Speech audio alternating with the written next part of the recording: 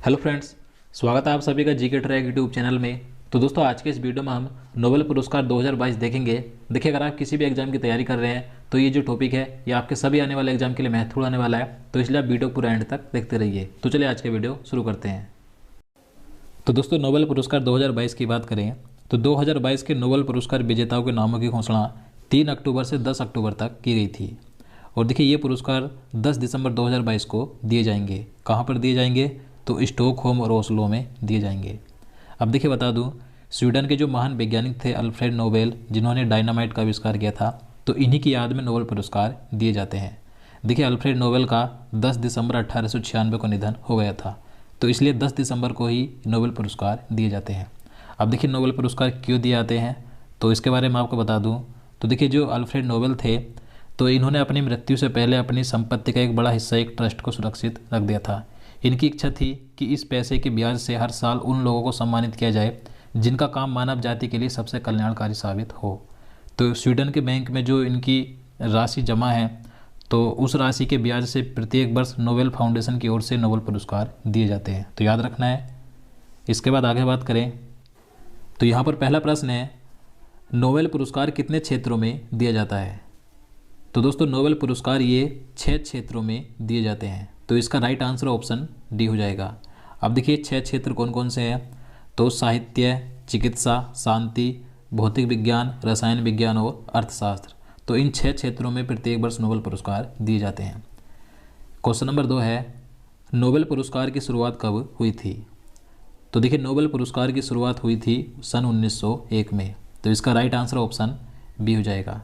अब देखिए, मैं आपको बता दूं, सबसे पहले नोबेल फाउंडेशन की स्थापना की गई थी 29 जून सन 1900 में। इसके बाद पहली बार नोबेल पुरस्कार दिए गए थे 1901 में। देखिए, जब पहली बार नोबेल पुरस्कारों की शुरुआत हुई थी 1901 में, तो उस समय ये 5 क्षेत्रों में दिए जाते थे।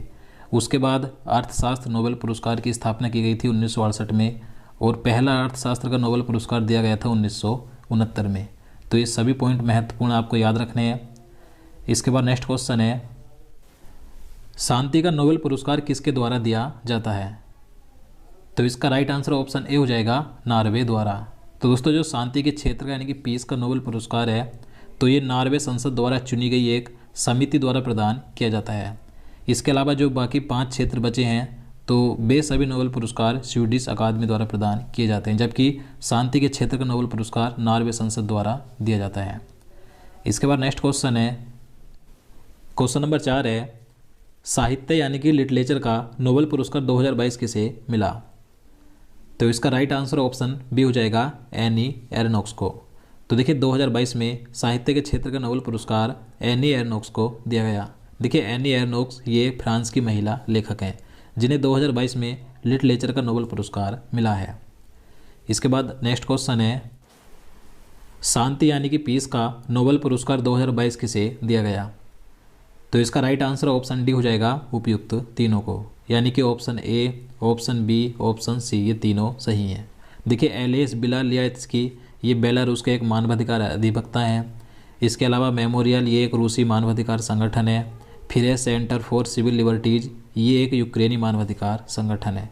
तो इन तीनों को ही 2022 में शांति के क्षेत्र का नोबेल पुरस्कार मिला है। देखिए, मैं आपको बता दूँ, जो एलेस बिलालियात्स्की हैं, तो इन्हें इस पुरस्कार का आधा हिस्सा दिया गया, जबकि बचा हुआ आधा हिस्सा इन दोनों संगठनों को संयुक्त रूप से मिला है, तो याद रखना है। इसके बाद नेक्स्ट क्वेश्चन है, चिकित्सा यानी कि मेडिसिन का नोबेल पुरस्कार 2022 किसे मिला?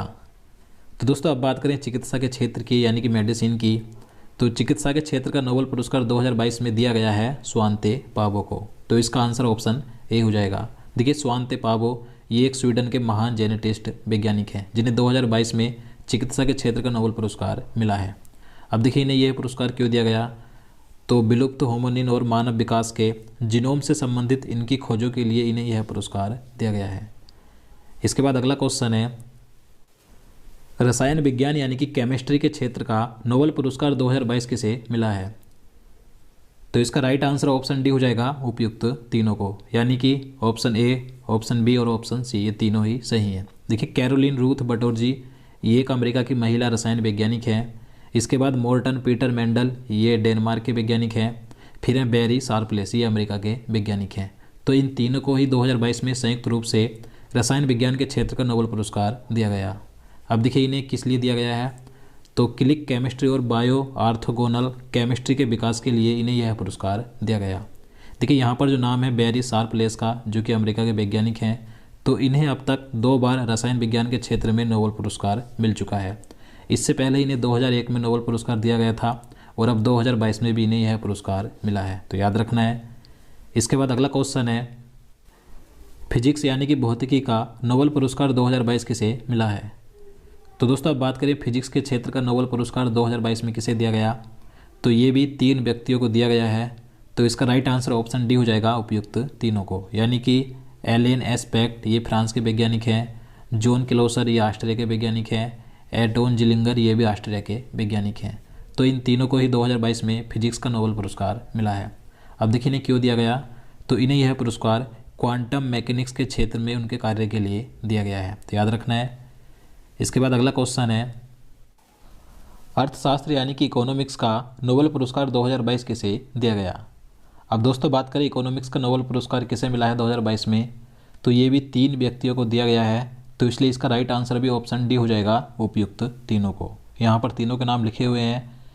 पहला नाम है बेन एस बर्नानके का, ये अमेरिका के अर्थशास्त्री हैं। दूसरे हैं डगलस डब्ल्यू डायमंड, ये भी अमेरिका के अर्थशास्त्री हैं। इसके बाद है फिलिप एच डायबबिग, ये भी अमेरिका के अर्थशास्त्री हैं। तो ये तीनों ही अमेरिका के अर्थशास्त्री हैं जिन्हें कि 2022 में इकोनॉमिक्स का नोबेल पुरस्कार मिला है। अब देखिए इन्हें यह पुरस्कार क्यों दिया गया, तो इन तीनों अर्थशास्त्रियों को बैंकों और वित्तीय संकटों पर शोध करने के लिए इकोनॉमिक्स के नोबेल पुरस्कार से सम्मानित किया गया है, तो याद रखना है।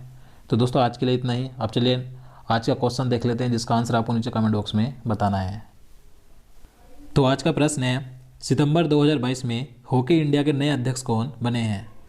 तो दोस्तों इसका आंसर आपको नीचे कमेंट बॉक्स में जरूर बताना है। देखिए अगर आप 2022 के सभी महत्वपूर्ण टॉपिक के वीडियो देखना चाहते हैं तो आपको इस वीडियो के लास्ट में 2022 के महत्वपूर्ण टॉपिक की वीडियो मिल जाएगी। आप वहां से जाकर सभी महत्वपूर्ण वीडियो देख सकते हैं। तो दोस्तों आज के लिए इतना ही। उम्मीद करता हूँ आपको वीडियो पसंद आए और आपको वीडियो अच्छा लगा हो, आपके लिए हेल्पफुल हो, तो प्लीज़ वीडियो को लाइक और शेयर करना, साथ ही चैनल को भी सब्सक्राइब कर लेना। तो चलिए मिलते हैं नेक्स्ट वीडियो में। जय हिंद, जय भारत।